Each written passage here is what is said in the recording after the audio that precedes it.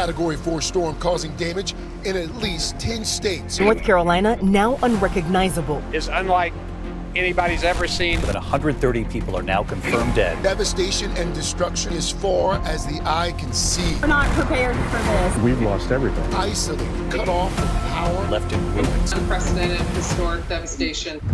Oh, God. Thursday morning, the day before Helene really hit, I actually was on my way to work. I live in Brevard, so it's about a 45-minute drive for me. So on my way to work, we had a lot of rain and a lot of wind. I came to work, and when I came to work, the cops had shut down the driveway. We weren't allowed to come in. You mentally cannot prepare for it. Even now, there's just not a word to describe it. There's not a good way to say, literally things were just destroyed to nothing. It was a mess. I mean, you really didn't know where anything was. It was just chaos. Parking lot was filled with mud and debris. You could see trees lined up along where the river is. You could see the water line on the outside of the building all the way halfway up the windows. Just the unknown was really scary for everybody. That little creek is about 6 inches deep, and it's about 4 feet across at its widest. And the day of the storm, it was probably about 17 to 20 feet tall. Not in a million years did I think that our practice would flood. I didn't think anything was going to happen to it. It was mind-boggling when that text finally came through with a picture of the complex underwater.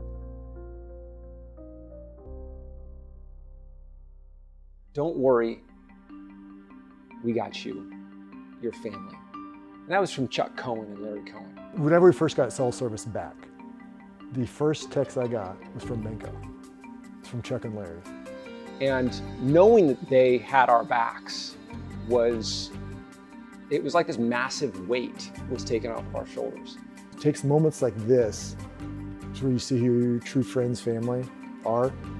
And I mean, that's where, we saw them. It was the church, family, and Benko. And they were right there with them. They were some of the first ones here. Benko's been involved pretty much since the get-go. The Cohens responded very quickly to the situation, acknowledging what Dr. Hamilton went through, and they have been with him and with this process step by step from the get-go. First time I came to this office after the flood was right after they had finished stripping everything out of the office. There was still a lot of dirt and stuff around. All the equipment was out on the front graveyard out there, and you're still not expecting it, even though you're expecting it. He was already in varying stages of construction. As you know, Dr. Hamilton is an architect as well as a dentist. He and his helpers had already had everything down to the stud, all the drywall out, all the cabinets out, all the equipment, and he had a smile on his face. I've been remodeling this office in my mind for the last 8 years. From the moment I walked in the door, I had been already envisioning something better than this. And it was easy for me to put this into paper because I had had this all mapped out for the last 8 years.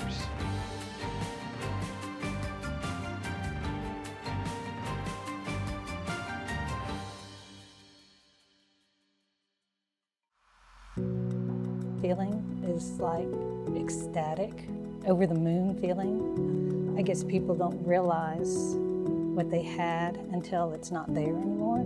It's really exciting to see it. Every time you come, there's a new step that's been done. There's new things, new colors, new smells, new sounds. So as the drywall went up, it started to take a little bit more shape. And so you could start to now tell, okay, this is an operatory room. This over here is going to be part of the office, the front desk. All this new equipment, the chairs, the lights, it's amazing, and just can't wait to be able to use it, practice, and see our patients again at home. Yeah, the light at the end of the tunnel was actually having the chair and the light put in by ADEC. You start to imagine doing dentistry in there. So when I came in this morning and I went down the hallway and checked out my operatory, I've got a new chair and a light. I think the most appealing thing about the ADEC chair is not just its good looks, it's not just the name, but it's the fact that I know I'm going to have that chair for the rest of my career.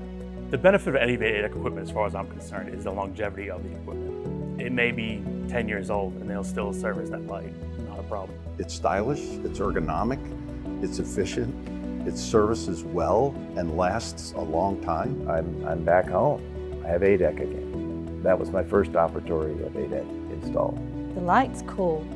I like the fact that it has the amber light in it for when we're doing composites. It'll be really nice to be able to put my patients in there and know that they're going to be comfortable. It makes it a whole lot easier when you have a chair that can be versatile for both the dentist and the dental hygienist. I'm very excited for the future and all it holds for us.